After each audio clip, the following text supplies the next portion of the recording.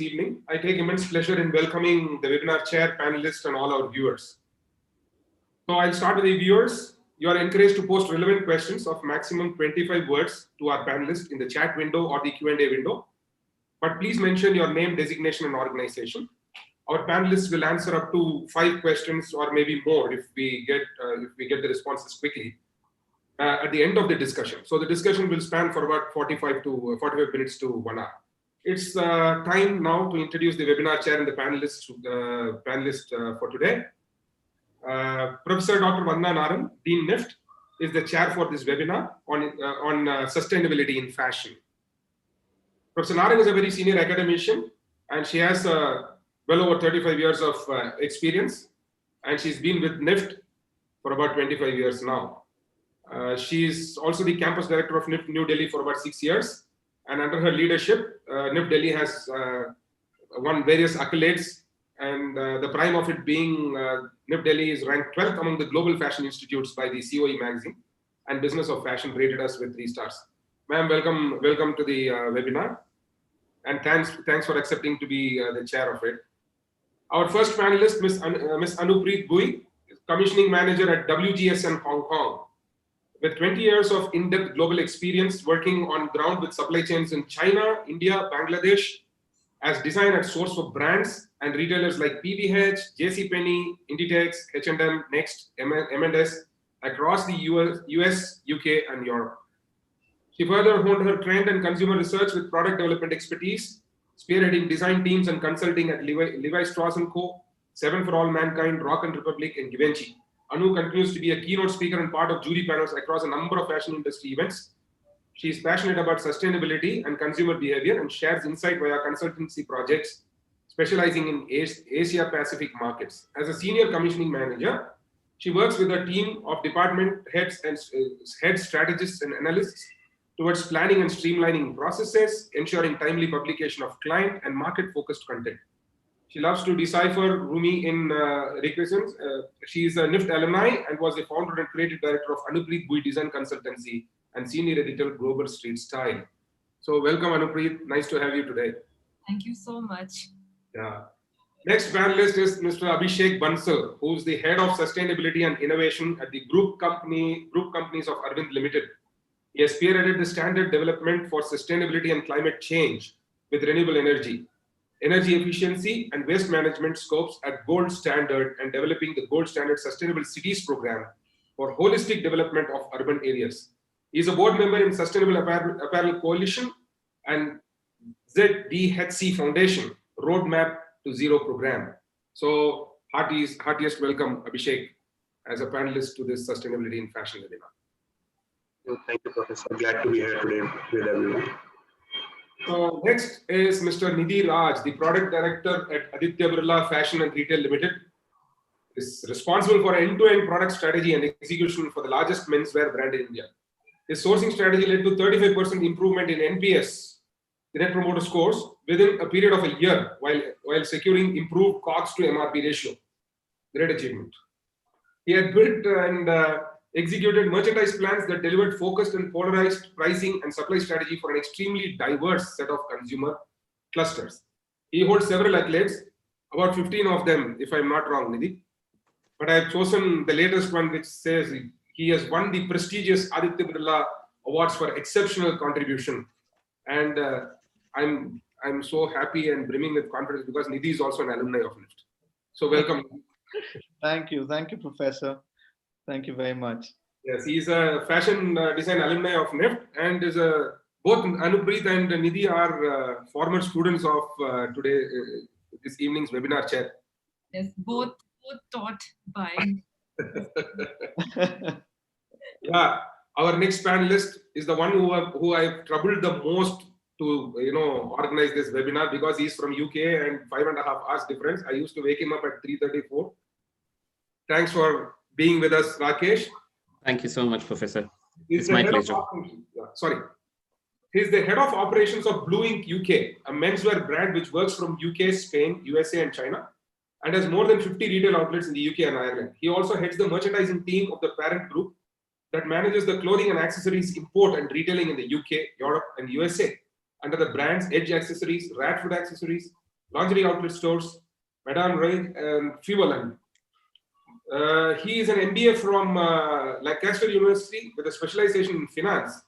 And again, an alumni of GMT, the Government Manufacturing Technology, our flagship program of NIFT, Chennai, in the class of 2002. So great to have all of you here. I'm sure that participants are going to really get benefited out of the vivid experience that all of you carry with you. So let us start the panel discussion where all the panelists will express your views in 90 seconds to each of the questions that is posted. So over to Professor Vandanathan, the webinar chair. Thank you, Dr. Raghu. And I must compliment Dr. Raghuram. I've known him for years at NIFT. He's very ably handling the industry unit. And this is the second webinar. And thanks to it, I get to meet some of the alumni, even though online. Anupreet, I'm seeing after years. Last, I think we met in a train in Europe.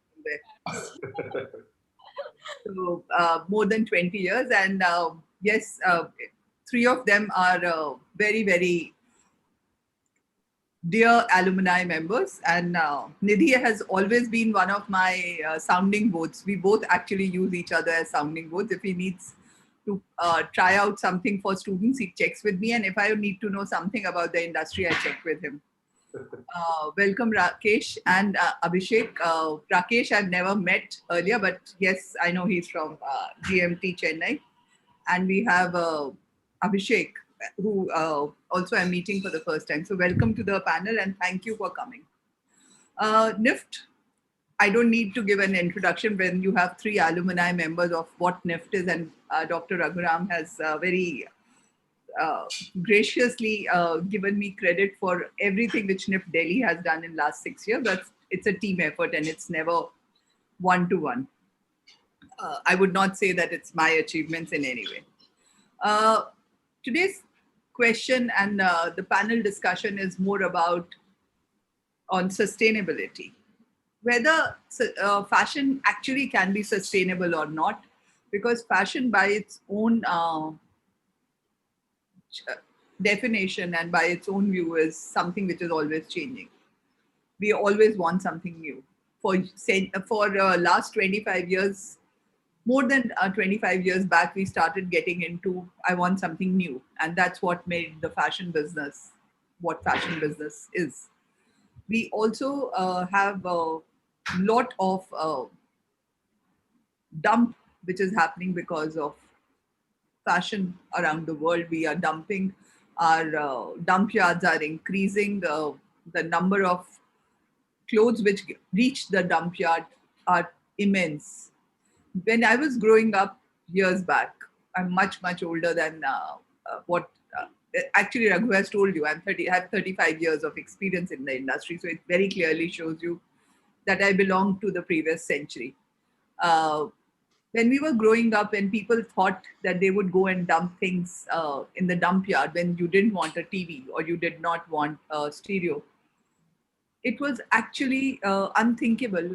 You actually go and dump something? But we finally became such a consumerist society in my lifetime, from one day to the other, that it's like, yes, we have all accepted that people think and drop things in a dump yard. When I was growing up, everything was recycled, upcycled, reused to the time. I remember a very interesting article which Veer Sanghvi had written about underwear being used how many times. So that was, he was making fun of the way Indians worked or did the things.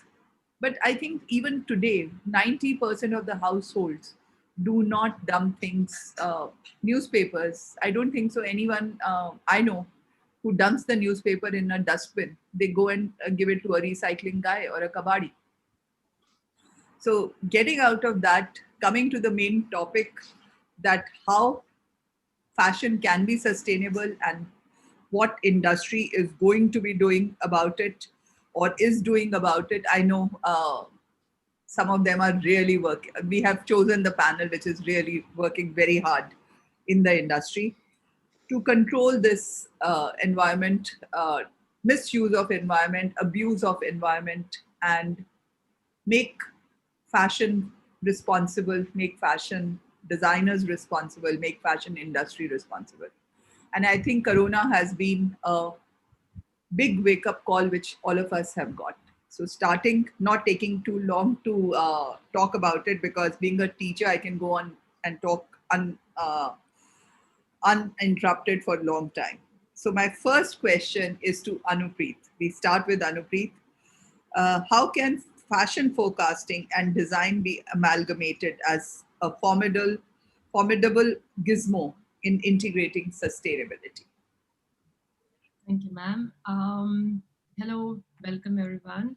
Um, at WGSN, we actually look at forecasting trends 2 years to even 5 years in advance.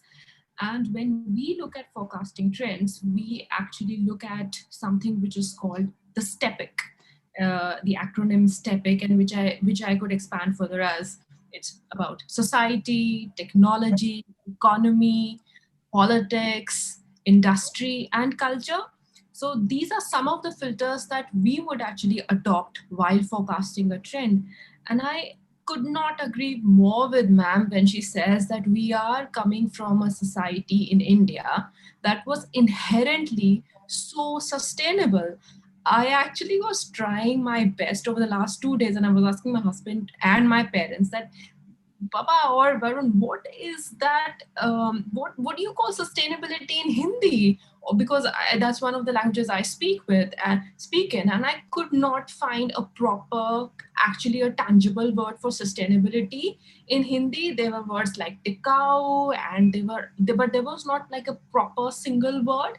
And then I realized that probably sustainability is so inherent and it's so ingrained in the way we think in India that my question then began that are we looking at sustainability currently, and sorry if it comes across as a little bit harsh, but is it that we are looking at sustainability as a sustainability model as of now because the West is looking at it? Is it something that we need to decolonize our mindset and we need to go back to the roots, our very amazing Indian roots, where we started off as being the most recyclable, most earth friendly environment to begin with? If you look at, thanks to so much time on hand these days due to lockdown situations, I've been going through the entire Bharat Ek Khoj series on YouTube, and the amount of resource and wisdom that is inherently existing in India. When I really like the other point when ma'am said that, well, fashion by nature is all about change. At WGSN, we are actually seeing this change in mindset, at least in the international consumer, where a lot of the Gen X and Gen Z are actually looking at, yes, they want change and yes, they want something fashionable.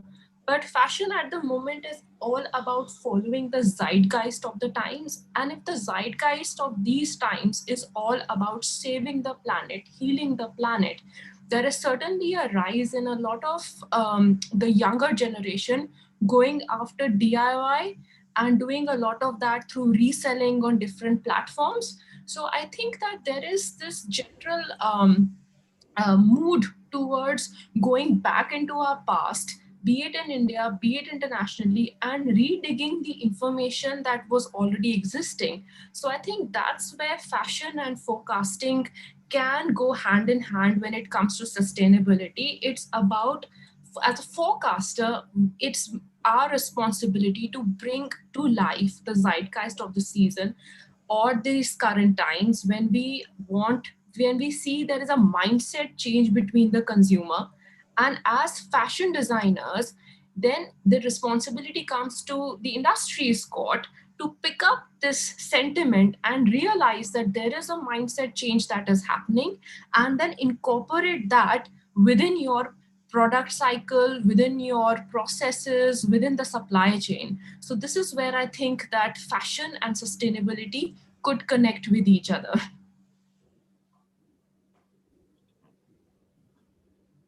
And you're on mute. Anupreet, coming from WGSN, would you like to comment on how WGSN is contributing to this field?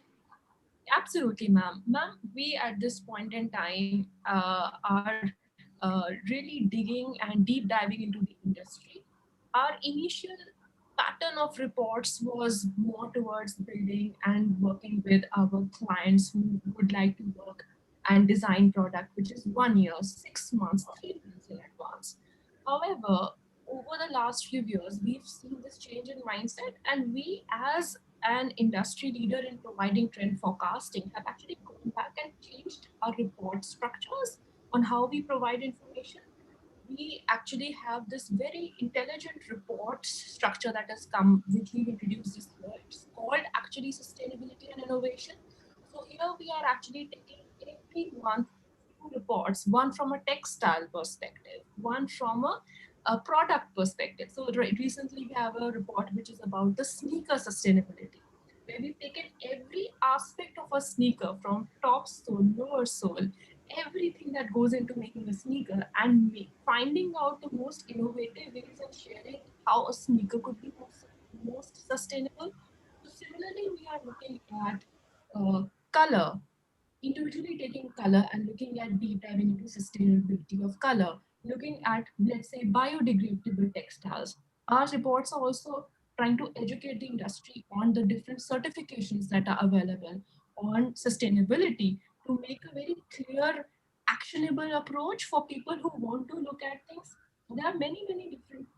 So this is from a report point of view, where we have started deep diving to our sustainability and intelligence reports.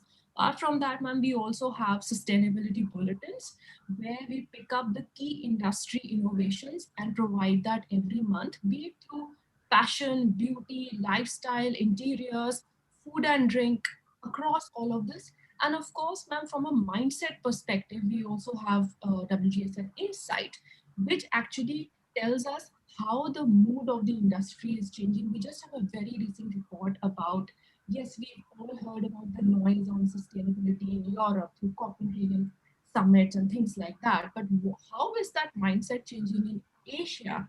We have a special report for that. So we are looking at things on a much more micro and macro level right now. So this is a I think, Anupreet, we have lost your connection. Uh, Anupreet, I think we have lost the connection in between. I'll come back to you, okay? Or maybe there is some problem in my connection. Just let me put it also there.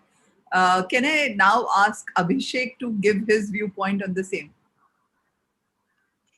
Thanks, ma'am. So I think both forecasting as well as design have a key role to play. And coming to forecasting first, as we see and observe as industry professional, apart from what gets sold in full pricing, there's a lot of discounting that needs to be done to sell to achieve a higher sell through. And even after that, there's a lot of goods that are left unsold. So probably we've seen cases in Western countries where unsold goods are being destroyed or they're trying to recycle. So that's the exact place where forecasting could really help in assessing us what is the demand and how much we should be producing, and what can be sustainably consumed by the consumer. So not only in terms of styles and designs and colors for season, I think biggest help would be we can forecasting can help us produce more in line with the requirement that is seen across different seasons. So I do think forecasting has a key role to play. Coming to design, at design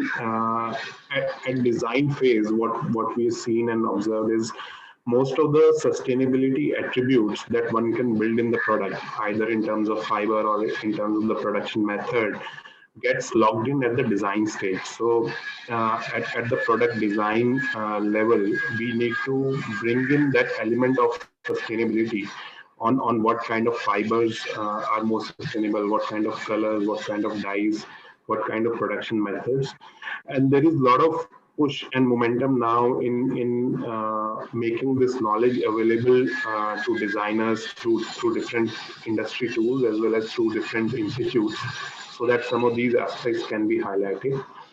In addition, what we've seen, there are a lot of new technologies which are coming in for sustainable production. So, for example, things like we have recently implemented in Arvind is foam dyeing of indigo, which is like waterless dyeing for denim yarns.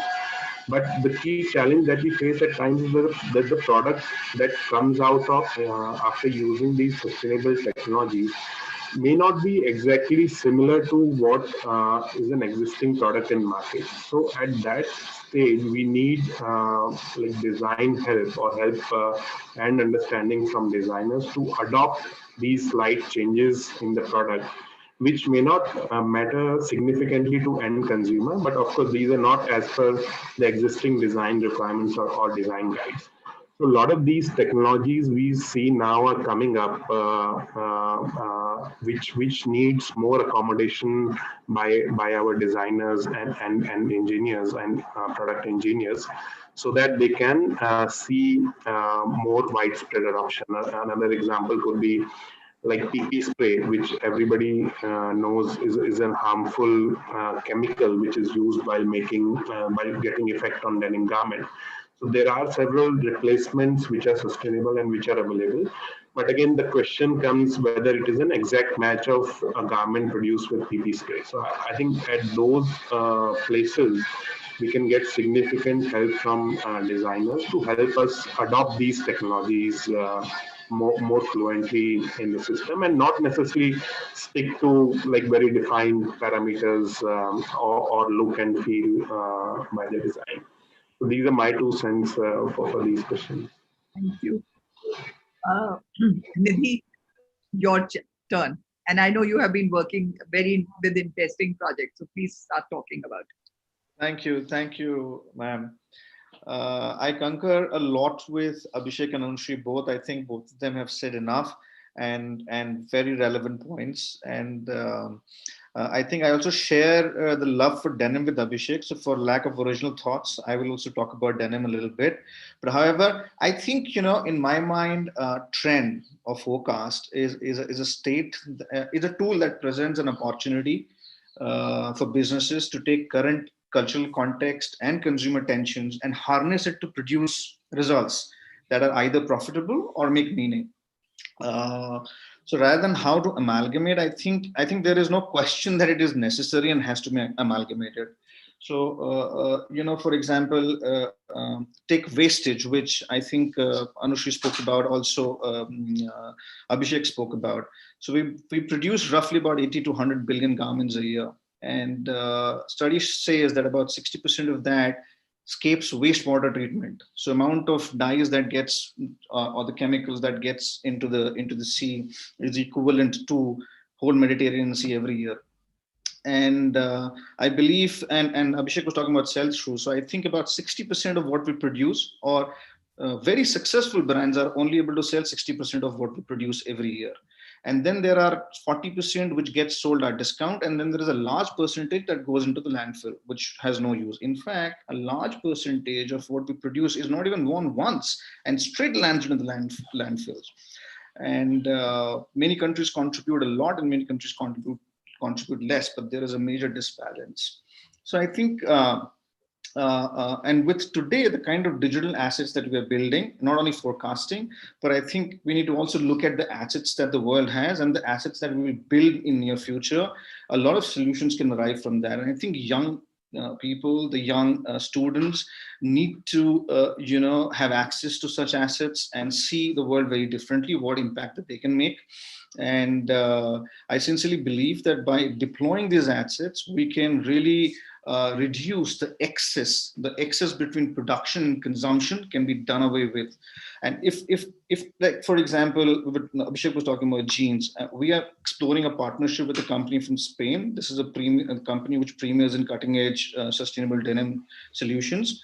And we are trying to create a tool that will give the power to the consumer to create his or her own denim. I mean, this will be a truly mass customized denim, and that can be deployed at a large mass scale. And I call it modular design system, where it from design studio, it goes out, and the power lies with the consumers.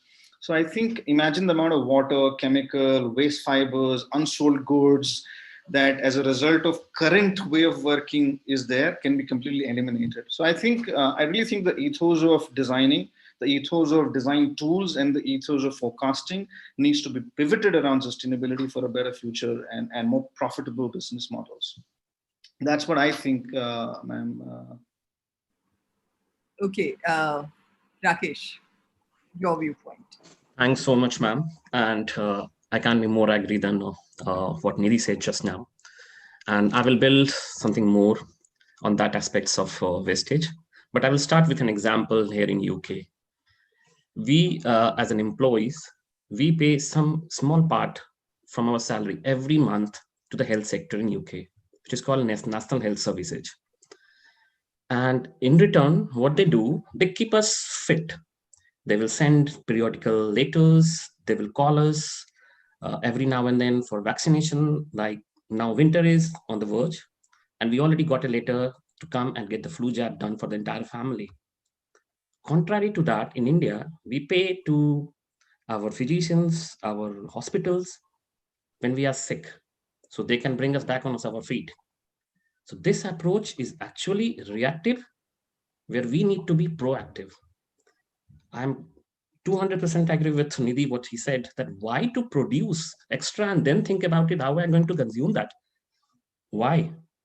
And how? So there, I believe the forecasting and design has a key role to start with. What I understood from my experience, the forecasting, the agency actually analyzed the consumer behavior, and they gave us a global trend that this is what's going to come in the near future. But they need to go one step further and advise their clientele that this is going to come and this is what is required for your consumer base in your local market. So we can increase the sellability, produce what is required. And the second, with that, the designer need to interpret, bring out the designs which has increased sellability, which has longer longevity, so we can increase the life cycle of the product. So suppose in Europe, any consumer who is wearing any garment 6 to 7 times maximum, fast fashion is even like after a season it is gone. So they can at least increase 30 to 40% of the wearability of the garment. And after that, suppose if I want to donate to the charity or it goes to the second-hand market, still the quality of the product will have something in it, which will go with the second-hand user can still wear it for years to come. And after that, when they discard it, still it will go to the recycle plant. But that needs to start from the designs. So design needs to be restorative and regenerative. Whether it's fiber, fabric, but it still needs to be creative enough so they can think at the very start, as Abhishek said. That's my take, ma'am. Okay, thank you, Abhishek. Just wanted to note that I really appreciate your viewpoint of proactively planning out and not reactively doing the things. And what Nidhi, Abhishek, and Anupreet, all rather 4 of you have agreed is that we need to produce less number. One of the questions on the chat box was, are you aware of the second-hand market? Of course, we are aware of second-hand market. And the panel which we have here are the people who are really working very hard to do sustainable fashion. What I had expected Nidhi was to talk about his recycled denims and other things which he did about 3 years back when he had come and shown me the film. But it's okay. He'll get his turn to talk about it. I can go on for the whole day, ma'am. Yeah, I know. So I'm not encouraging that because I have to finish the webinar in the given time. In the current scenario, it's inevitable for industry to change from a traditional profit-making business model to a sustainable business model. What are the industries doing to adopt sustainable business models? And I'm going to start with Abhishek, since he comes from Arvind and is the sustainable in charge for the sustainability over there. Thank you. Thanks, ma'am. And I think it's a pertinent question. It's the need of the hour, and I think not only now, but it's been like emphasized more and more over past decade, I would say. And if I have to bucket like what industry needs to do, I think especially in context of textile manufacturing, which I represent, I think there are four large areas. One is first and foremost is around fibers. So any kind of fibers that we use, whether natural or man-made fibers, how to transform each and every fiber category into more sustainable fibers, and then to also make a shift if a particular fiber is not deemed to be sustainable, then how we can shift to alternate fibers. Second is water. So water is a paramount requirement for producing any kind of textile, and it's in each and every process of transforming from fiber to finished garment. You need water. So how to use water less and less, and whatever we use, how to use it more sustainably, and how to recycle it. Third one is the chemicals. So textile industry, along with the fiber manufacturing, if we account for that, is one of the largest consumers of chemicals globally. So how we can transition to a place where we use less and less chemicals, and where we use chemicals which don't harm human life and environment.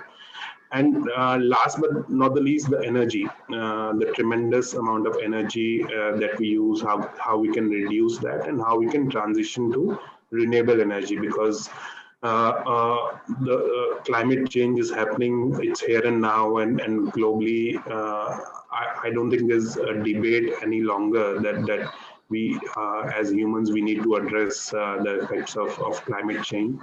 I think most of us, most of the world, most of the governments, countries have moved from initial state of indifference or denial to a state of action, and that's where like textile industry also needs to act.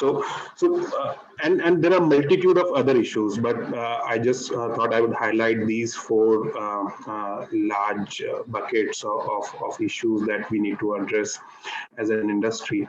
And the problem that I see is that most of these changes that industry tries to implement at scale are now being done as an afterthought, and not as a well thought out or well planned strategy.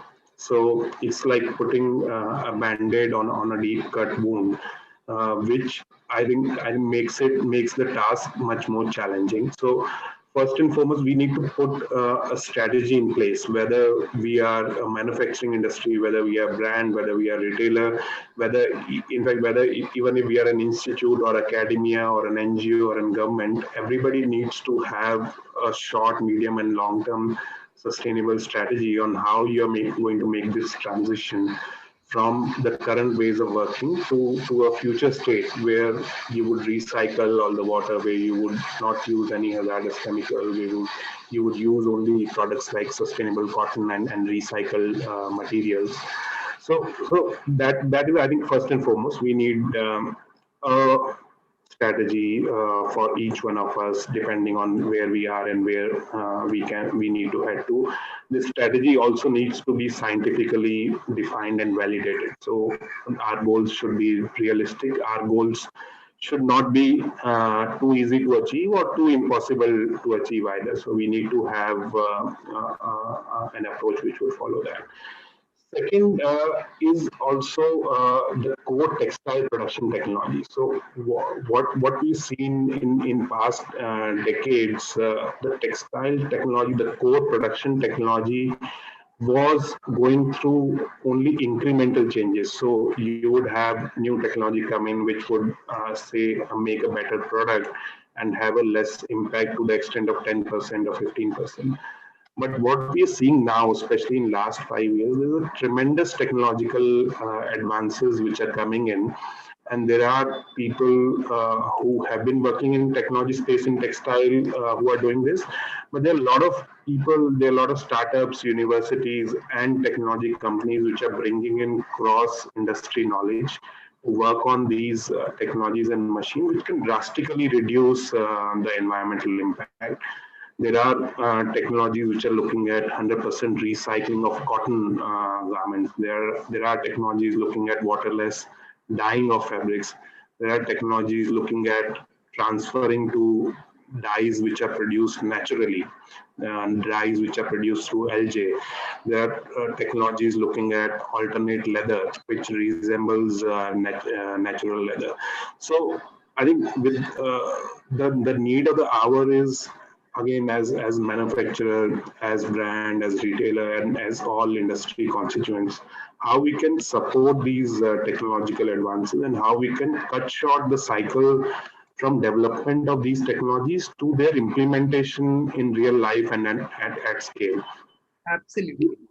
And this is where we see there's a tremendous reduction in impact which is possible within a relatively short time frame of next 5 to 10 years. Last point which I would like to highlight is that we also need to somehow move away from a very short term and a commodity nature of industry where we see more and more constituents moving towards. So industry is not, we see very short-term view by all constituents, and I'm not saying one or the other. People are taking very short-term view on the products, on the regions where they're sourcing from, on the markets where they are selling. So people are not getting confidence to invest for a horizon of 10, 15, 20 years. And that is the term that you need for some of these technologies to pay back. So people are not sure if global brands are now going to buy from India over that horizon, or they are going to move from India to Africa, or like even from Bangladesh to any other country. So some of that we need to define, and the pricing pressure, mispricing of resources that happens as a consequence, and that we need to rework on in order to have an ecosystem where some of these investments will get enabled. Thank you. Thank you, Abhishek. That was really insightful. And coming to Nidhi for his viewpoint. I think, ma'am, I really admire what Abhishek spoke about and then gave us insights on a lot of stuff that is happening as an input to deliver this. I also saw one of the questions which is pretty much in this zone, which says that why are we slow in adopting sustainable products or sustainable practices, and I think that profits, which is traditional profit-making business models and sustainable business models. We cannot separate this. And that's the biggest problem. I think the biggest problem of sustainability has been, or the sustainability narrative has been, that it is assumed that it is for non-profit. And that's where the issue is. So for sustainability to coexist with fashion, the only solution is to realign the sustainability narrative to the financial incentive, because that's what runs the world. And hence, on one side, we need to create models where putting environmental interest, interest of people, interest of customers are considered not only more important, but also more profitable. That's when the needle moves. And I think the pandemic has shown us the way. I mean, the good thing coming out of the pandemic is that I think it has accelerated all of these thoughts with a lot more nudge. So I think why we need, and we will also need policies, and we will also need regulations, but what we need is great leadership. And by leadership, I don't mean, you have to wait to be the CEO or something. I think you could be a young students. I think I see a lot of students in the audience, and I think you could be one young student coming with a lot of intent and can create a change. One of the examples that come in my mind is Patagonia, and I'm sure that a lot of us know about this brand from US. And I will just narrate one small incident and story that Patagonia, they are essentially outdoor clothing, climbing equipment brand. And they're deeply motivated to create environmentally sound products. on November 25th, 2011, Patagonia released a campaign in New York Times, big, bold, black letters. There was a photograph of the jacket, which is the core product, and it says, "Don't buy this jacket." Now, this is very risky, but it resulted into them having created a deep relationship with the consumer for the action that they had taken in the interest of the consumers, in the interest of the world. So in my mind, it's a business model that is built upon the burning desire to reduce consumption and yet grow profitably. Reduce consumption and yet create value. And in my mind, that's quite remarkable. So I think it is mostly about business model and integrating sustainability with profitable models and taking away this cliche out that sustainability is charity, sustainability is philanthropy, because it is not. The world won't exist. We won't survive. It's an existential issue. So I think in my mind, the reason for it to be slow is that we put sustainability as something very unique and special, and not really look at it as a driver of business. Okay, thank you, Nidhi. Rakesh, your turn. Ma'am, whatever like Abhishek said, now whatever I was thinking earlier, I believe I just wanted to build on Abhishek and Nidhi's thought. From Abhishek's point of view, we need to think about 10 to 12 years later and be more focused or be more thoughtful. Nidhi was saying that my profit business model and my sustainable business model should not be seen differently. I'll give an example. Very recent example. My direct competitor is Primark, and they are selling a stretchable, sustainable cotton 5-pocket menswear denim, 11.5 ounce for £10 in their retail outlet. £10, which is in Indian currency 1,000 rupees. Now, with that, if you have to achieve, you have to be profitable. Don't forget, as Nidhi said, profit is the core. We are in the business to be in the business, to sustain in the business. So if they have to sell this for £10, that means that the landed cost in their retail outlet should be £4. Now let's do the backward costing. The fabric in Bangladesh, 98 cotton to lustin, is minimum. I'm not talking about organic cotton, the technology which Abhishek mentioned. The average 98 cotton 2% lustin available fabric in Bangladesh is $2.65 per meter. And whatever you do the fabric engineering, your consumption will not come less than 1.5 meter per garment. So only the fabric cost is 3.975. Today's exchange rate is 3.18 pound.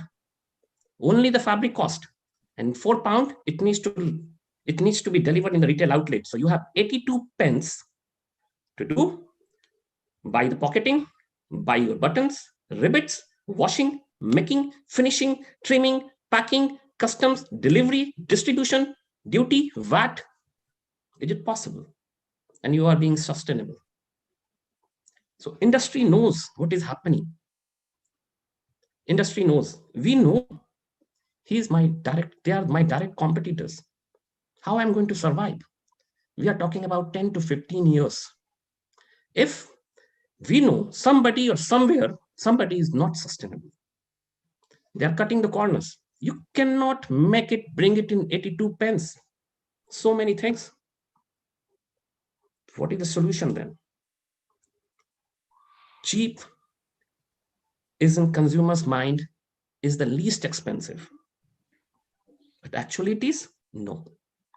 Cheap is the most expensive if you will consider the environmental hazardous aspects of the garments, of whatever they do or whatever the social welfare system they implement. So what you can do? We need to quantify the priceless. Nidhi said about Patagonia. How many companies we have? But yes, that's a good start. But we need to start quantifying the price, how much water they're consuming, what are the social welfare systems we are implementing, what was the cost of that, And when you have those datas, then you have to put your best marketing force to go to the consumer and show them this is the true cost of the garment. You want cheap, but this is the actual true cost. This is my cost. This is the actual cost. Compare apple to apple. And trust me, today's consumer, they know very, very well that sustainability is not a choice. They don't bother to give an extra quid for your true cost of the garment, which is based on the actual sustainable material. That is my take. Abhishek, you answered one of the question which was there to the panelist, but I disagree with you a little bit, because we have seen when people, as Nidhi said, there are brands like Patagonia which said, don't buy this jacket because it's going to cost you this. Until unless we are able to educate our consumers, we are able to educate our customers, we will never be able to sustain this. But one thing I'll tell you, I'm it's an experience which is not of buying garments or anything, but I was doing a workshop, attending a course, and we had done some work on the street outside, and it was very hot. So we all came in, and it was really dirty, and we were all trying to wash up. This is pre-pandemic time, so we were not so crazy about washing our hands. But I remember washing my hands, and this young girl, who's at least 40 years younger to me, comes in and puts the tap close. We were all in silence, so there was no question of talking. So she put this thing there, and for half a second, I looked at her in my usual way, as we would react if someone stopped the water. And then I said, "Oh, she's right," because I had to stop that water from running out. Okay, no more stories. Anupreet, your take on the whole thing. Thanks, ma'am. First of all, I'm so happy that we have here in our panelists people who actually truly believe in the environment and are actually taking very valid steps. They are all deep thinkers, thinking of what each of them can do from their perspective within their circumstances. There are a couple of things that I wanted to highlight. Firstly, everyone here is obviously talking about profit because everyone is a part of a business. Um, this year, if it has shown us anything, is how interconnected we are. One of us gets something, the entire world gets contaminated with that. So that's how interconnected we are. And where companies are thinking profit over people, there has to be actually a change in mindset. When you go into this cycle of thinking that, well, let's stop, sustainability is equal to more garments being produced, is equal to more garments going into the dump, so let's produce less garments. If that is one of the key insights or strategies on stopping sustainability, there is another aspect. Yes, garment production is, yes, one aspect of sustainability. But having worked on ground in Bangladesh, there are livelihoods and countries' economies and people and life that is joined when you have all those productions that go over to various international brands. And one fine day, when you have a say a hard stop that, sorry, we have to be sustainable, so we are not going to produce X amount of garments, well, there is another side, there is a people aspect to it as well. So I would request to have a more holistic thinking. When we think about sustainability, it is not about profits, it is not about cutting short production, it is about having a very holistic approach where every human being on the planet gets their equal share and fair share of the hard work that they are done to produce that garment. There is a very interesting movie which is The True Cost. I don't know how many of you have seen that, and it would give you a very good example of both sides of the story. Having said that, I really liked when one of the panelists here mentioned, and I think it was yourself also, ma'am, who mentioned educating the consumer. I think that when you look at why is it that most of the brands these days, knowing how sustainability is no longer an option but a hygiene factor of how you produce garments, still so many brands are not going for it in the way they would have, because sustainability, if you scale it on mass produce, as Rakesh said, is expensive. All those certifications, all those organic yarns or recyclable stuff, all the extra new technologies that are coming out, it costs money. However, is there a more holistic way of looking at things when you start combining people to people? Right now is the right time. People are getting very conscious of how they are looking at brands to buy. If you look at India, people are looking at, if you see the brands who are doing right now very well in India, be it, I'm not talking only about fashion right now, I'm talking about basic consumer sentiment. People are, there is an increase of people buying Parle-G. You want to buy things that you can relate and trust with at these times that are very, very much full of turmoil and uncertainty. We can't even say that we are post pandemic, we are pretty much in the middle of the pandemic. And in this situation, if there is any learning to be taken, is that brands need to start engaging in their with their consumers. They need to bring the people who are producing their clothes to the end consumers. People want to know who are making, who is that end person who's making their clothes. And we have so much advancement in technology like blockchains and things like that. There is no, if there is a desire, there is no dearth of how you can make that connect. And we are all people, we are all humans, and if there is a human story, so, for example, there are, why, again, taking the example of Patagonia now that everyone has spoken about it, but I can cite so many new brands that are coming out at this point in time. Say there is a brand in US, in California, and they have actually partnered with a farm in Chennai, and they are actually showcasing the lives of how the farmers live in the most amazing sustainable way, produce those clothes, and then it's their story. And once people, your end consumer, understands the story behind where the garment is coming, they are willing to pay that extra amount. It is very important for brands to start thinking of sustainability not from a profit factor, not from a marketing factor, but it's a hygiene factor. And this should not be spoken about in marketing. It is the way, it's the inherent nature of how you mass produce, and then build in those consumer stories. And then you would see that yes, there is, people are willing to pay that and go into that extra mile if you think that sustainability produced garments are, or fashion is going to be expensive.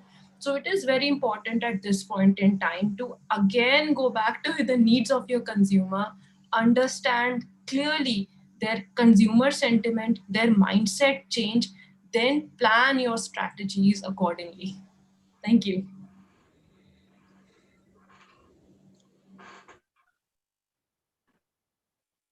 You're mute. You're on mute, ma'am. Again, you double clicked it. I think yes.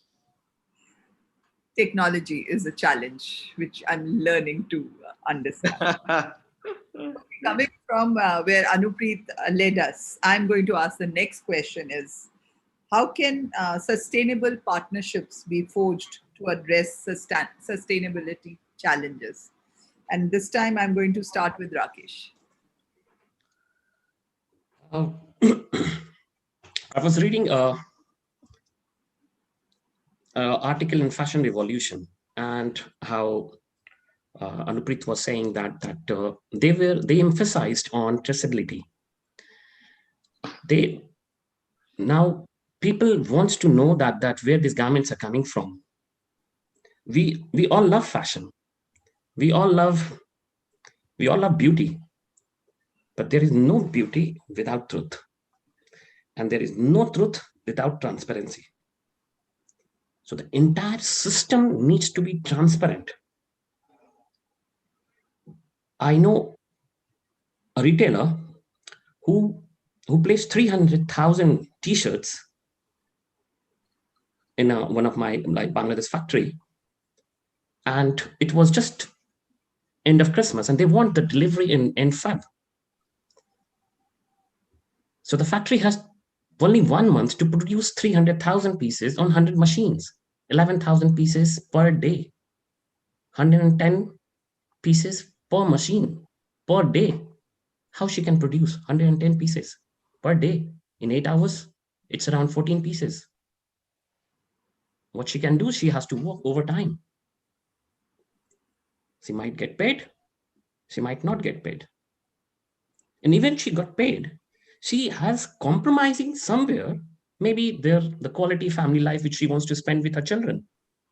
But she's in the factory producing the t-shirts, and the t-shirts logo says, "We empower women." Sabab, yeah, thank you so much. That is what I'm talking about. Here, what we need the strategic partners who has their procedures, which is transparent enough, and that we also should have some kind of a third party who can evaluate these entire process and give us a rating, very similar to a rating which we have in our home appliances, like energy ratings. And that rating will go into the sample or the garment tag, which can anybody, any consumer can see that okay, this garment is having 5 stars, so it is 5-star sustainable. They don't mind to pay £1 extra if knowing the truth will definitely change the perception. Today's consumer don't want empty word of vision and saying that we are sustainable, we are committed. They want real and tangible information. And there we need such kind of a partnership. Those stakeholders which are really transparent in their procedure, in their processes, on those we can build a future. And there then we can think about our planet, people, and obviously the profit. That's my take. Thanks, Rakesh. Abhishek, your turn. Yeah, I would agree with Rakesh, and just to add, I think sustainability should also be seen as a chain reaction. So, and which is not possible to achieve unless everybody across your value chain is aligned. So, so to deliver a sustainable product to end consumer, we need to involve everyone from right from like a farmer who would produce sustainable cotton, then a manufacturer or different manufacturer who would undertake different processes, right from spinning, weaving, dyeing, finishing, garment making, including the travel and logistics, as well as a brand who would uptake those sustainable garments in their value chain, along with proper information which can be provided to consumer about that, which can enable end consumer to buy sustainable product. So I see not being possible without partnerships.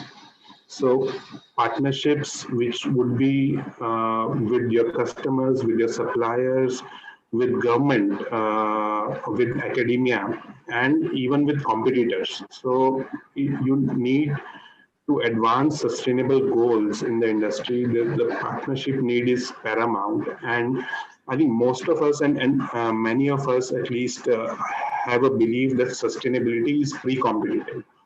And we are engaging in different forums with the industries and companies with which we compete in marketplace. But on sustainability topics, we are engaging with them at platforms like Sustainable Apparel Coalition, at platforms like ZDHC, at platforms like Fashion for Good, at platforms like, in India also like CII and different textile research institutes. So to realize a sustainability dream, partnership, I think there's no better approach than to partner. And we see a lot of examples already. We see a lot of examples of partnerships across the board. So within our value chain, we made a public-private partnership recently where we signed up with Ahmedabad municipality and also onboarded one of our customers, Gap Inc., to implement a city waste water recycling project. So we replaced the fresh water which was being used for making denim with the sewage which is now being supplied by Ahmedabad municipality. We put in a treatment system, and where we convinced our customer, which is Gapping, to invest a part of that amount because of being a large project and entire investment not being feasible by us. So this is one of the examples. There are a lot of others partnerships on technology where a new product or a new technology, and we've worked on lot such programs with Aditya Birla Group across the board, where both of us come together to realize a new product which would fill the gap on sustainability. So I think enough being said, everybody needs to play a role, and more we can partner, more we can progress, and in a quicker time frame. Thank you, Abhishek. Nidhi, your turn. Is it me? Yes, Nidhi. Oh, all right. I think, ma'am, before I go there, I feel the need to respond to the previous question, Anushri's, Anupreet, the point that she was making. I think I firmly believe that, one of the reasons why sustainable choices have not been adopted by the industry and it's not big enough because we have separated profit from it. Unless we make it really sustainable for business, because business exists to make profits. And I don't think that it'll be very utopian, unrealistic world where we can say that you can't make profit and still pay the employees and stakeholders and pay incentives. That's not possible. So we need to be realistic about it. I think what we really need to do is to look at a financial model and change that. If it takes about $4 to make a jeans at $10 MRP, why it's only $4? It should be $6. There are other levers that needs to be churned and changed. And that's how financial models needs to change, and see if we can really pay that woman who's, making that denim. And that's the kind of effort that needs to be made. So when I said that, we need to look at models that are integrated with sustainable choices and to be made for profit, this is what I meant. And it's very important. I think the consumers have wallet share. We cannot expect a lower middle class to start suddenly paying $2,000 because the jeans is made beautifully. He will continue to buy your denim for $700. That's not going to happen overnight. It's a dream and not a reality. It's not possible. So we need to ensure that that $700 that we are making a denim for, that every single damn penny that has gone inside is legit. And that's important, I think. And it'll happen by deploying technology, by challenging the business models. I think about 10 years ago, there is a business model who came and challenged the whole retail model, and it disrupted the way business was done. So if you truly look at the world today, the way the world is, it's sort of a misbalanced world. So there's on one side, you have this highly seductive, cool, trendy, amazing stuff available at damn cheap price on a click of a button right in front of you, multiple choices. How do you tackle that? So I think it needs to be worked at a core. But coming back to the partnerships, I think Abhishek spoke about a lot of stuff that is happening between the Arvind and ABFRL. So there are multiple initiatives. One of the initiatives that is very close to my heart, I will share that with ma'am, and you have also nudged me to share a few. But let me share this one. It's not. This is something that bunch of us, and not really as a part of any organization, but it was just our personal drive, and we started working in 2013, and it was because my wife was carrying, and my first child was about to be born, and I think at that point of time there is some, I think which, the chemical changes होते हैं. And then you read, so you read news all the time, but there are triggers, so this whole farmer issue was always there, but then I think that moment there was a trigger. I was growing my own plants for about 1.5 years. We grew our own vegetables, etc. We didn't buy anything from outside. And then we went to Vidarbha, we did a whole trip, and we really wanted to understand the real issue and not what's really printed on the newspaper and what we read on the internet. So we went there, then we met somebody, a maverick who was really a crackpot, wanted to make a difference. We met a lot of people on our journey. And then we understood the real problem of farmers are the blood-sucking spinning industry.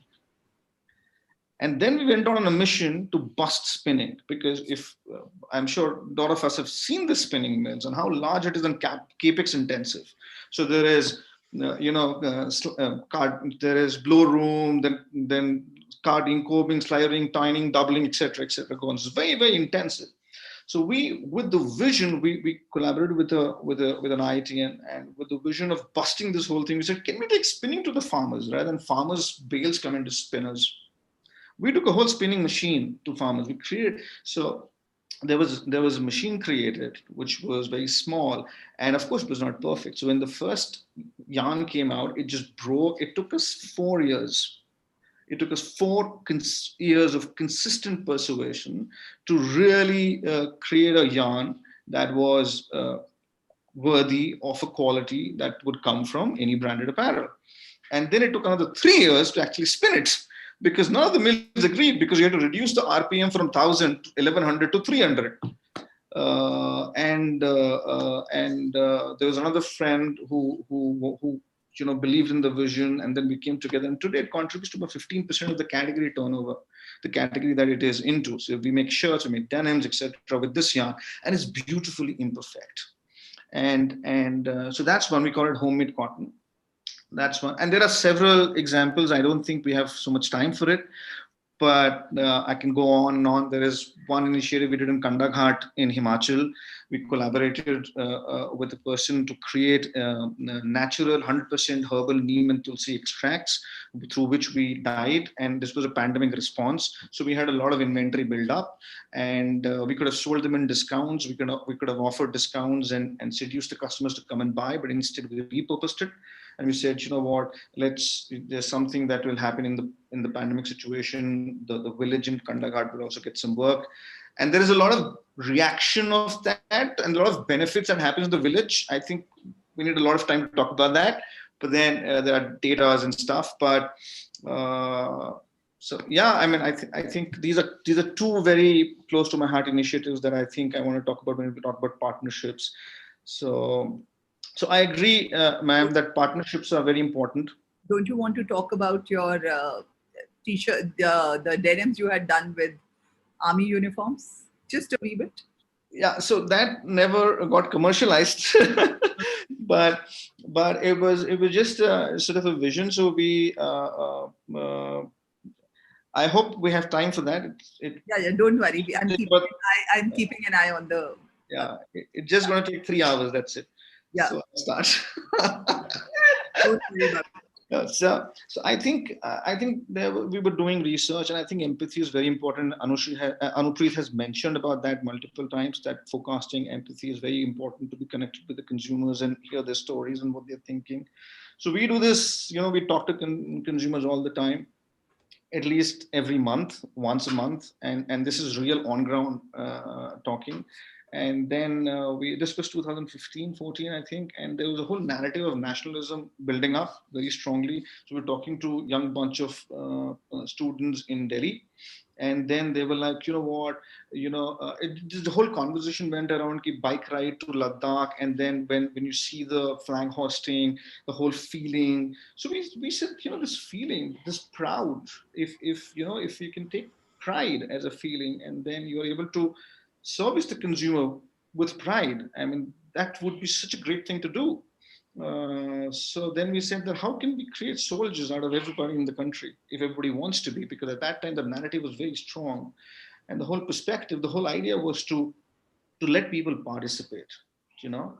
So we went to, we saw some army uniforms, and then used uniforms, and then we, opened it. We left a lot of things in it. Of course, we had to first wash it, hygiene process karna pada.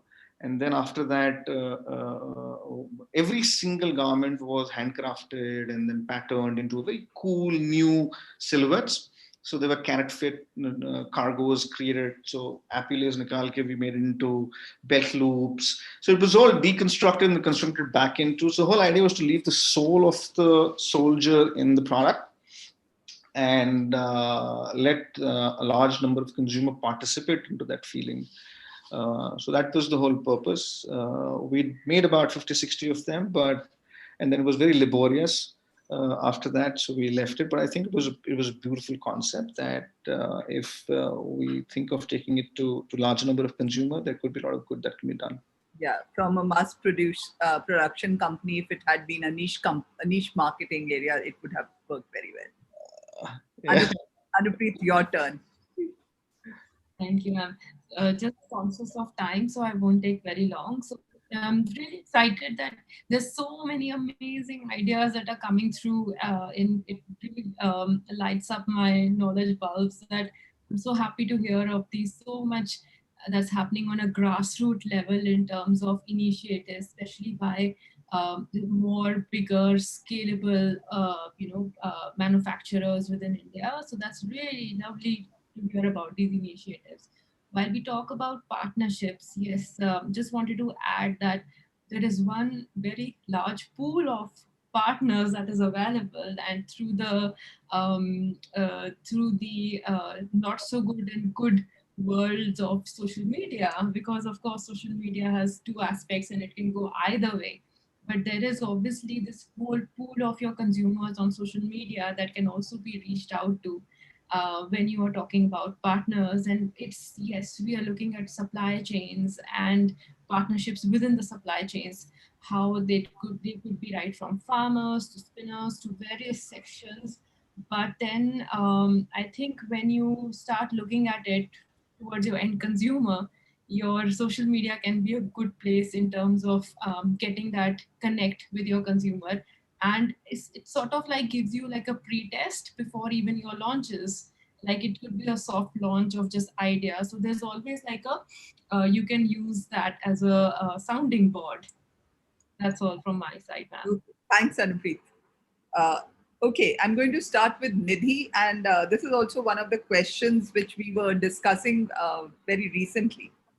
What do you think is the role of fashion institutes in building a sustainable future? Keep NIFT out of it because most of you are NIFTians. So let's talk generally. Yeah, I really think the answer is very obvious. I think there has to be stronger stress on sustainable on education about sustainability. So from a solution perspective, it seems very obvious, but I think there has to be a little bit of a shift because I don't think by just creating one more 100% natural indigo denim is going to solve it, or by creating one block printed shirt and feeling good about it is not going to solve it. It needs to be all coming together, and I think the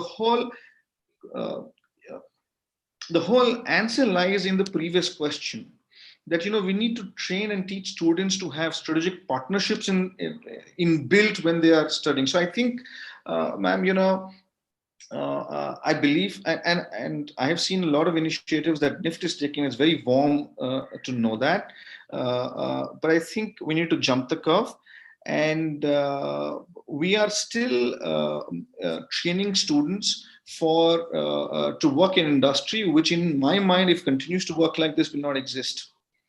But there will be survivors, there will be winners. And we need to really train the students to work for those survivors and those winners. And the winners who would be there will have to make very difficult choices. Some of the choices that we spoke about. And I think, the education system has to be pivoted around that. So there has to be that dramatic shift that needs to be done. So I think the stress needs to be around how do you not only create, but how do you ensure that it is taken to the consumer, how it is executed, how it is integrated with every single function to bring to the consumers. So that's how I understand that. That's how the change will happen. Otherwise, I think, ma'am, it is so obvious that students need to learn about making natural indigo. Students need to learn about natural dyes, organic clothes, etc. I think they're already doing that. I'll come back to it last, but okay. Sure. Go to Abhishek now.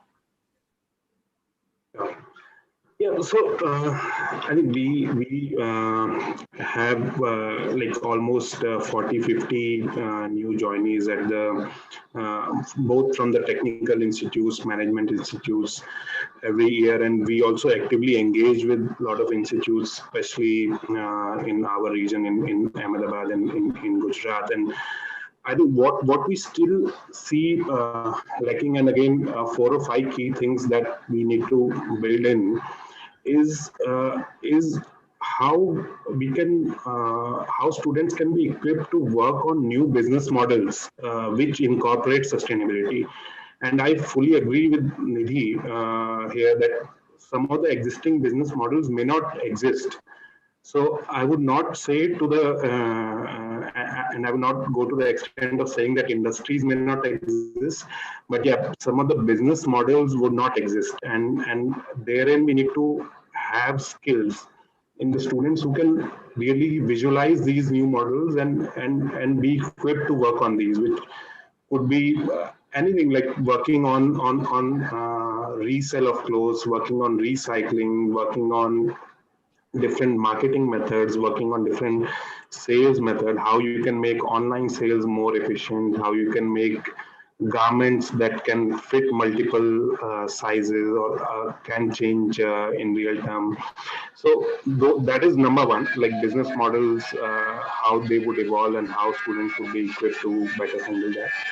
Second, without a doubt, technical tools. So how technology is evolving both in India and outside, and how those technical skills needs to be built in. And again, Professor Raghu was just explaining before this, and that how new technologies are being taught to students at NIFT. So I think that definitely needs to happen.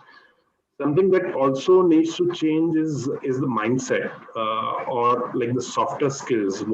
How we should equip our students to work on approaches like partnerships, to how to have empathy about the environment, about social causes. So this is, I think, something that we see also lacking, and we need to work on that. How we can all be more empathetic about these issues and make these issues our own. So I think that's a bit on the softer side. And last but not the least, we do need profits, but we need profit driven with purpose. So how we can have that also imparted as a skill or as a thinking, that whatever we do for profit should also have a purpose, be it an environmental purpose or social purpose, societal purpose, cultural purpose. So if we can tie these to all the profit-making ventures, and again empower our students to do that, that would be an ideal situation. Thank you. Thank you, Abhishek. Rakesh. I said, I think the old fashion institutes as having a very vital role. How we started. Can you hear me? Yeah, absolutely. Okay, sorry. So how we spoke about starting with the first question, that from the design, forecasting, whether it's supply chain, production, retail, marketing, everywhere, the sustainability needs to be in the curriculum of each module. So, for example, like I'm sorry, ma'am, you said that not to talk about NIFT, but being a NIFTian is very difficult.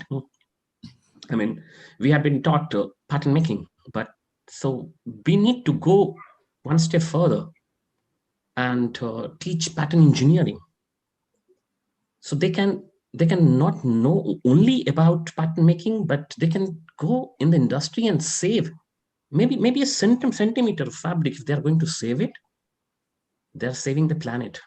And with the same time, it's more profitable. Maybe we will have a research cell which can work on innovation. They can that research cell can completely eradicate the development procedures, the development processes, all the samples which we're making. I mean, with samples, it comes in my mind that for Gap, I used to make 650 samples per season. 650 samples from one vendor. How many vendors they have globally? If you can eradicate this entire sample development procedures or processes, then how much energy, how much resources, how much money we save. These things, I believe it needs to be inculcated from the very start, at the very young age, in the Fashion Institute.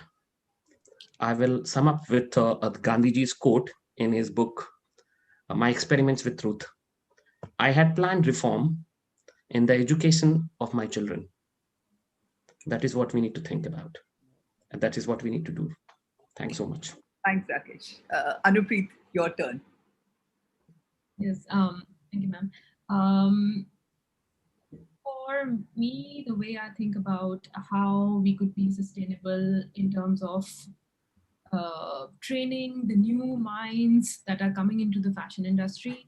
First of all, when you look at any sort of training in terms of any courses that are delivered at training institutes, maybe now is the time that not to have like a separate module, like, oh, this is a sustainability module, but sustainability being taught through everything. So, like what Rakesh says, instead of pattern making, pattern engineering, even any of the curriculum that exists these days, there's always that sustainable angle, no matter what that is. So that's sort of like a grounding rule to start with. So there's nothing special about sustainability. It is a need of the hour and it is inherent. It's like, when you're having food, it's like, yes, you need to have nutrition and food go hand in hand, of course, taste, but that's where fashion comes in, but it needs to go hand in hand. So that's one. And secondly, the inculcation of technology. I was talking to Professor Raghuram before the starting of this session, and I was so happy to learn that our college and colleges over India are now training students in 3D design technology. And I think this is the answer to when Rakesh mentions there are like tons and tons and tons of salesman samples that are going to waste. I right now am doing a lot of research and development right now for 3D technology. And I'm so happy that there are so many advances that have taken place over these last 4 to 5 months, where biggest brands of the world have been forced due to lockdowns to start accelerating this. And in WGSN Big Ideas for 2022, we had actually mentioned this, the acceleration, and we are so happy to see that most of our trend forecasts are actually getting an acceleration. What we predicted for 2022, we are already seeing that big time having started in 2020 because of the pandemic right now. So now is the time to give our students that tool that they can make a change via 3D technology. There is so much happening in terms of 3D technology, fabric scanning, that sky is the limit. And the more we empower our students and make them ready and bring them to the industry, it's really going to revolutionize and bring that change. There is a lot that is actually happening currently, and it would be really exciting when Professor said that the new batch would be trained in 3D technology will be out next year. So very excited for those times. Thank you. By the way, the students have, some of the students in some campuses have had that exposure to 3D technology, and they're already making their portfolios. I'm not going to name the technology, you know that. Check it out on the website and do it. It is going to become part of our curriculum. Coming to, you talked about empathy, team building, and the students to have that. NIFT started its general electives 3 years back. The first batch will graduate next year from undergraduates, and postgraduate is graduating this year. So you will have the team students coming to you or graduates coming to you who have done these modules. And these modules are not only on soft skills, these are also modules on other things, so that we have a 360-degree development of the students. Apart from this, 4 major projects. I didn't want to talk about it because this was not the forum, but since you people talked about it, and some of you have graduated more than 20 years back from NIFT, just let me tell you that NIFT is taking 4 major steps in 4 major projects which we are working. We are working on India's size. We are already on the job. The pandemic has put us a little on the back foot. The pilot study was over, and whatever some of you have learned pattern making from me. And yes, Rakesh, they always do pattern engineering in fashion design. Nidhi would vouch for it. The first time he set up a brand in Madura, and he wrote a mail to me, which is there somewhere in my mailbox, because he said that I could sit and see this billboard going up, and I remembered each day of the lab of 4 years in the institute. Can I tell you something that they do zero waste pattern making, not only pattern engineering, they're learning to do zero waste pattern making. And each student who goes out there, I've been a director for the last 6 years. And when these students came to me and said, we don't want to be served in the styrofoam cups anymore or plastic cups, that is the time when you understand as a teacher that education, not teaching, but education has already transpired. When the student on other side comes and gives you an idea for the future, I think that makes you feel, yes, you have raised a good bunch of kids. Okay, other thing which we are doing our Vision Next, which is our trend forecast for India. Design, innovation, and incubation. Yes, we know industry will not be able to hire every one of them who's graduating, and they need to become the employers for tomorrow. And that design, innovation, and incubation cell was to open on 7th April, but now it's going to open in October. The exact date we'll be announcing, I think, by the time we have the next webinar. And the last but not the least, we are going to start doing documenting the craft resource and textiles of India under a craft repository project. And these are only four I've talked about. We have many more, and many more path-breaking things which the Institute is doing. And that's why I said, that was one reason of saying I don't want to talk about NIFT, because this webinar is not supposed to be talking about what a NIFT is.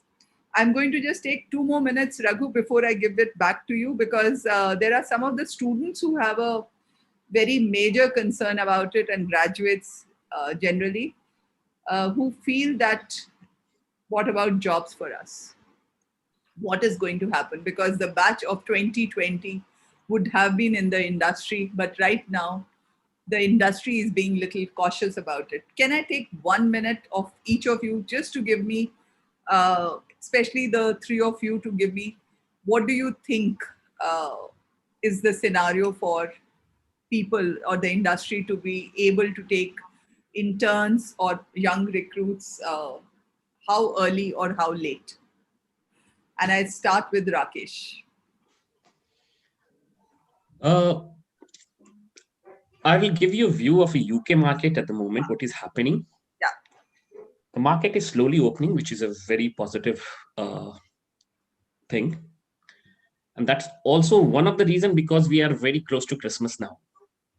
So in UK, that is the biggest, like in India, we have Diwali. So that's the something. But the negative aspects is that what we are looking at, the celebrity factor, which I was mentioning, we have to, the footfall in the market because of the pandemic, because now the brand outlets, all the markets are not fully open everywhere. So the footfall is less. So we need to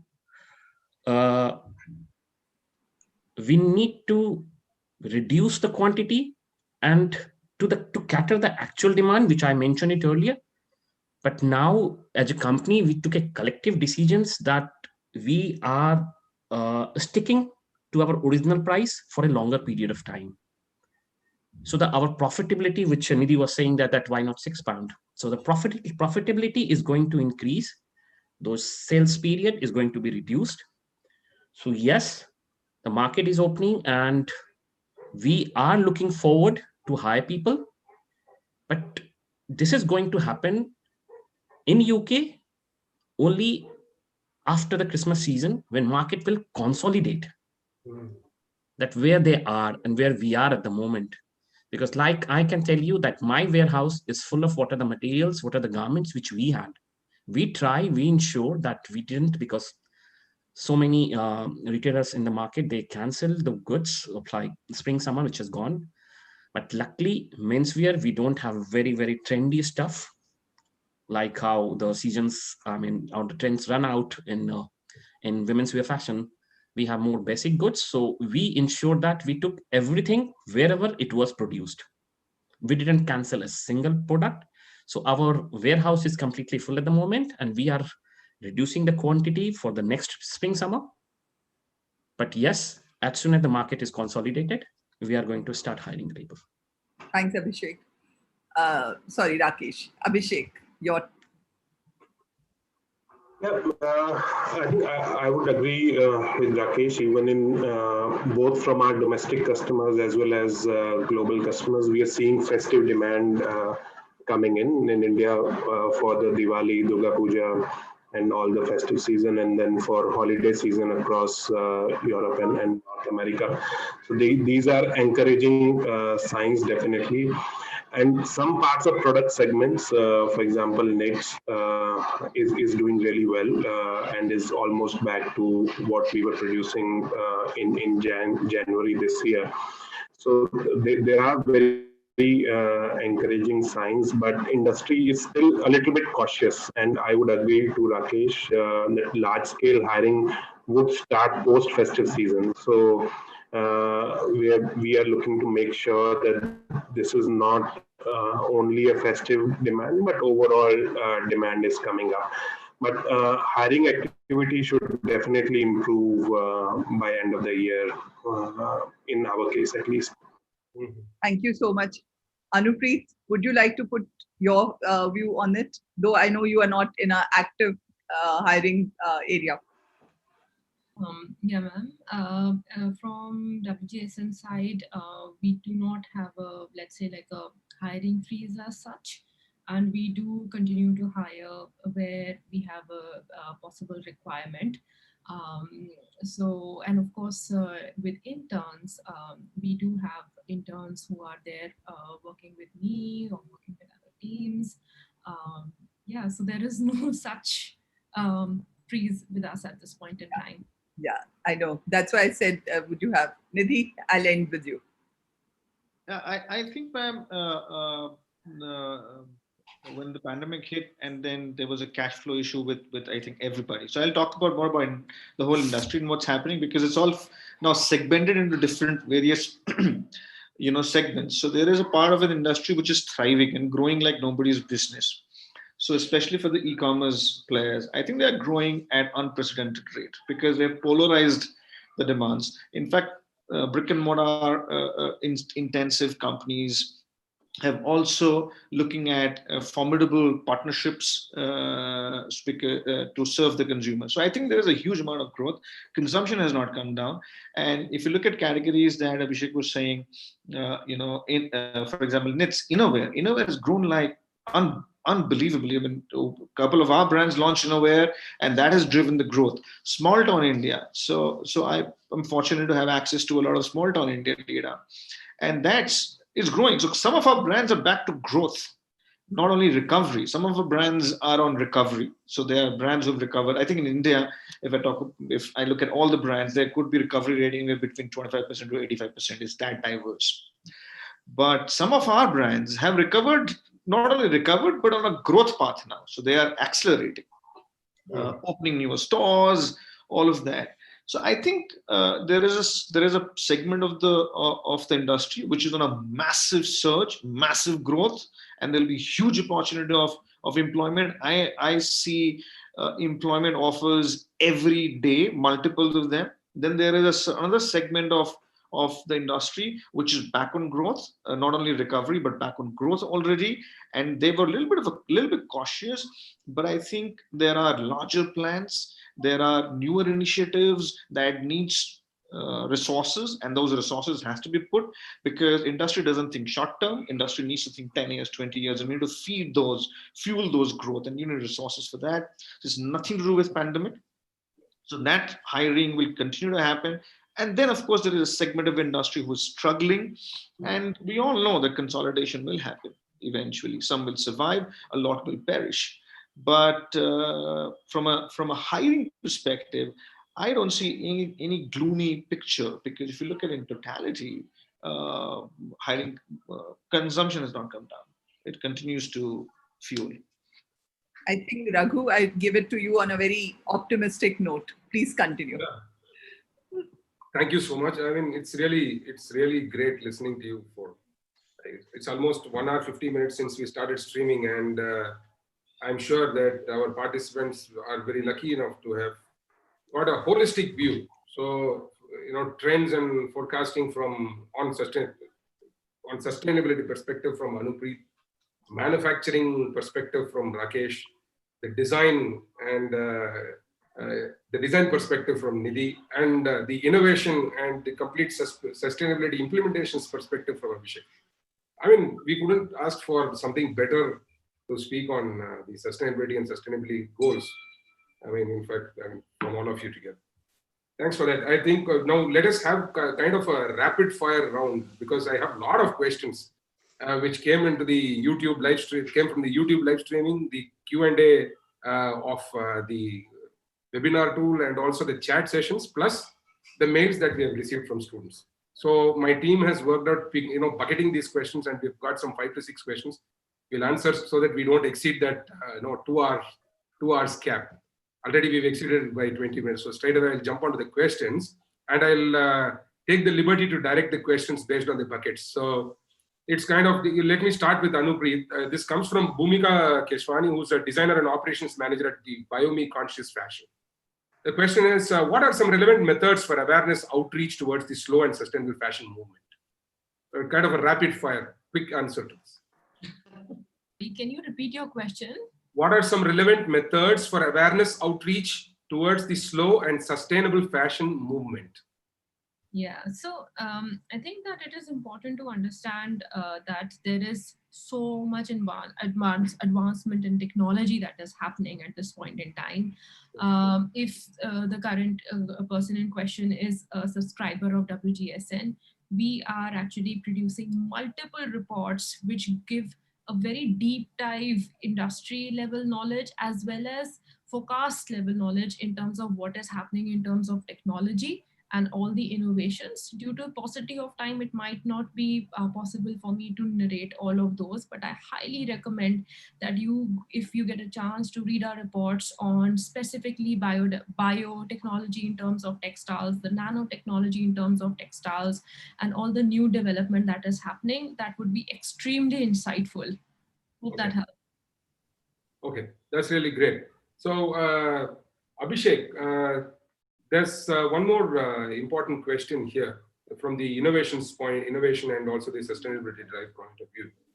It comes from Tarunam, who's a student in NIF Delhi. It says post-pandemic, because everything is now COVID-centric. Post-pandemic, will the brands focus on and plan for sustainability waiver or slowdown, given the fashion industry has been so largely hit by all this? So what would be the post-pandemic situation for the plans on sustainability waiver and slowdown? Yeah, so I think that was the first fear when pandemic hit us, and in April, early April or May, we were also worried that there would be corners cut on sustainability. But to our surprise and a pleasant surprise, as we moved into June, July, and business started bouncing back, none of the industry constituents, not only brands, I would say manufacturers and retailers, there's so much willingness to hold on to the sustainability position that each one of us has created. So brands want to still secure the sustainable products volume that they were doing. We also want to continue to build on our sustainable cotton program, water recycling programs, and at least stick to the baseline. So I think I would agree broadly. We may see a bit of low growth on when it comes to sustainable categories initiatives, but we are not seeing any widespread waivers or widespread reduction in those. So everybody wants to maintain the baseline at least. Can I add to this, Sure. Professor Raghuram? Yeah, please go ahead. I think, I completely agree to Abhishek. In fact, it was so surprising. So in March end or April beginning, we did a lot of research, and even the research didn't indicate this. The research reached out to about 1,900 consumers, and then also we didn't get an indication that sustainability will be a top of mind recall. But we were working on a product which was neem and tulsi, 100% neem and tulsi extract. Even the binder is made of biopolymers out of pine needles, which is 100% natural and fully sustainable. So we were working on this product for about 2.5 years, and we were not even sure. We had done certifications multiple times. We worked with IT guys. Then we went to Bureau Veritas. We did a lot of certificates. We did all standards of antimicrobial, antifungal, anti-UV, the benefits that it provides, and how sustainable the product is, 100% herbal, etc. But when the pandemic happened, we thought that let's offer this to the consumer, because it seems like we felt that it's a need of our consumers and we must serve them. So we did this product. You wouldn't believe the sell-through per week, which is a very easy, simple way of defining success of a collection. So about 7.5% is the run rate, which is total goods produced. 7.5% of that is getting sold every week. Now, average for any brand would be about 2.5–3%. So it's 3 times more successful in terms of adoption by the consumer. So I think top of mind recall of consumers will force us to take sustainable choices more than what we would want to do as industry. And I'm sure that Abhishek would agree with this data. Cool. That's really great. Now, there's a very interesting question. Rakesh, sustainability is being perceived to be luxury. I mean, that's one of the generic questions that have come. So there is not a specific name, so I'm not bringing up that. But how do we ensure that it reaches the mass market? So you come from mass production background. So why is it is being seen as a luxury and not reaching out to the mass market?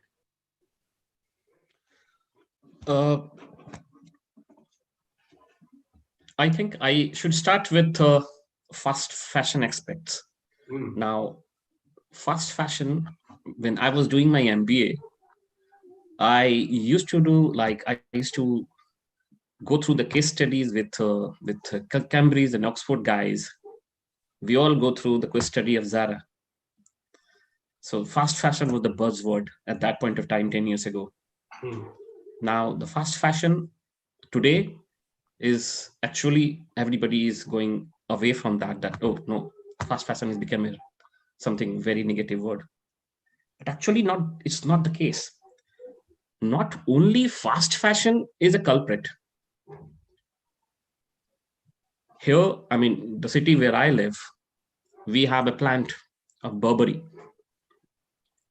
And Burberry used to, whatever like the extra production or whatever they were not able to sell, they used to incinerate.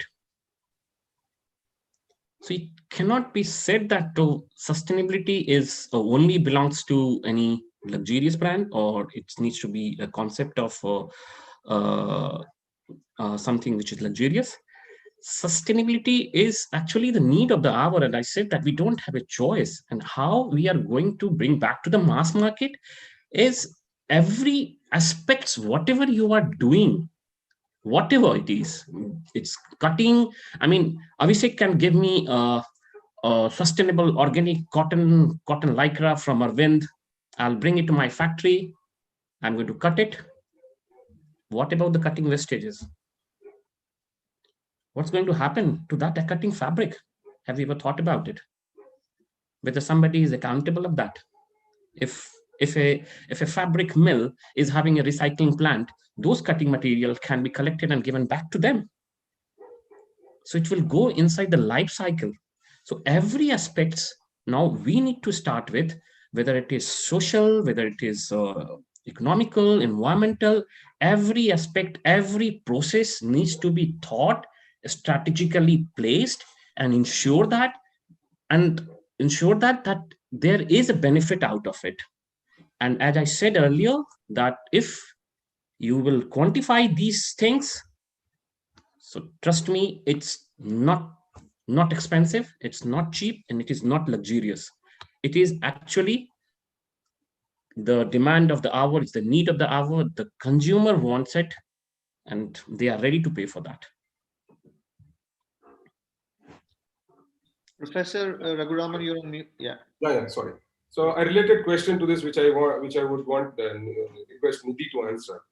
So it's Devanshu Malhotra from NIFT Jodhpur, and he's a student of fashion management.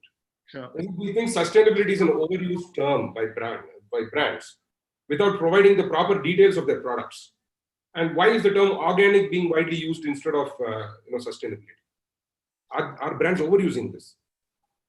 Yeah, so I think that's what I said, that, in the beginning when we were debating that, till the time sustainability will remain like a novel idea or something to profit more from, or something to as a marketing campaign, because it continues to be a novelty, this is what will happen. And then the belief and trust system of the consumers will start to go down. I think sustainability, and many of us have already said that, needs to become way of life.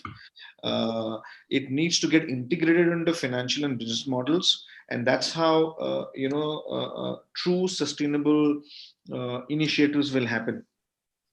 So I think there are some brands who are trying to overdo or trying to overclaim. But then there are plethora of brands, and most of the honorable, respected large brands in the country are very responsible and abide, and they abide the regulations and rules that are laid down in the country. In fact, Abhishek, I think, would be able to bring a lot of light on this question. But my experience is that there are a lot of regulations, and it's not easy to just claim anything. We are bound by the regulations of the country. But I think the crux of the matter is that how do you inspire brands and consumers to actually make sustainable choices, rather than just make it a product of novelty and an item of advertising. So I think that's the crux of the matter. But on technical details, Abhishek is an expert. I have had the pleasure of working with him a couple of times. He's a great guy. He can put in some. He can tell you about some regulations. Yeah. Yes, Abhishek, if you want to add on something. I think what point of regulation is quite pertinent, and I think there are two nuances to it. One is the regulation, and second is the enforcement of regulation. So I think regulation is a clear, and its enforcement, of course, is a clear shortcut to have implementation of sustainability at a wider scale. So I would just take example of maybe zero liquid discharge or water recycling. So and this got mandated in a particular region in India, say in Tirupur, by Supreme Court mandate. And because of court monitoring, it got implemented in a few years, and now that entire belt recycles 100% of the water. So that's where regulation has proven to be useful and has been enforced, where you have all the products essentially without any water impact or negative impact on the water side. So that is obviously, of course, one way to scale. If you mandate industry to do something and it comes from government, and if that is enforced, so an entire industry recycles water, or you are only allowed to grow cotton in an organic way or do farming in an organic way. So I think those are really very far-reaching, long-term, but at the same time may not be practical in the short term. So if we have entire industry or 80% industry not recycling water, and overnight mandate may not help. But something like this can be done more gradually, at least if an industry is coming up new. Similarly, on organic, we're seeing states like Madhya Pradesh taking a big movement on organic. Earlier, it was Sikkim, which was at smaller scale, but now Madhya Pradesh taking on. So I think regulation can really change the horizon. But in the meantime, as different brands and manufacturers and different partnerships, we should certainly try doing our best possible within the means. That's really great. I think it's time to sum up because it's been a couple of hours now. It was really interesting to hearing to all of you express your views. I'm sure that some of the participants and most of the students would be disappointed because they pumped in a lot of questions. It is almost double to the previous webinar that we had. So I really request the students to keep up their perseverance and keep sending us a lot of questions. We will get this answered by the experts, at least by email, and we will try to send their views to you by email. So I would request my team to do that. So our sincere thanks to all the panelists, Anupreet, Abhishek, Nidhi, and Rakesh, for spending a valuable time, especially on a Sunday and a Sunday evening, to make this webinar really wonderful. And it's always a pleasure to have Professor Dr. Vandana Naran to chair a webinar, because last time we saw how it went, and this time it is even more enterprising because she almost extracted every single bit of an expertise from all the 4 panelists. So thank you, ma'am, for chairing this session and making the discussion very meaningful. And thanks to all the viewers for your continuous overwhelming response. And special mention to Dr. Amit Kumar, Anjani, and Ms. Ranjani, and the team of RICs who've continuously supported in spreading the word to everybody and helping people to reach out to us. And also Birendra ji, who's a silent spectator here, who's organized this entire webinar on a Sunday, followed it up with every panelist by sending reminder emails and ensuring that it happened without any technical glitch, because most of the times this is what happens. But here, I think we were very successful. And thanks, Birendra ji, for making it a successful endeavor. So we will meet again on the 11th of October, 2020, with other distinct panelists who will express their views on India First Fashion Ecosystem. India First Fashion Ecosystem. It's going to be on Atmanirbhar. So until then, I take leave from all of you, and our heartfelt thanks on behalf of the NIFT family.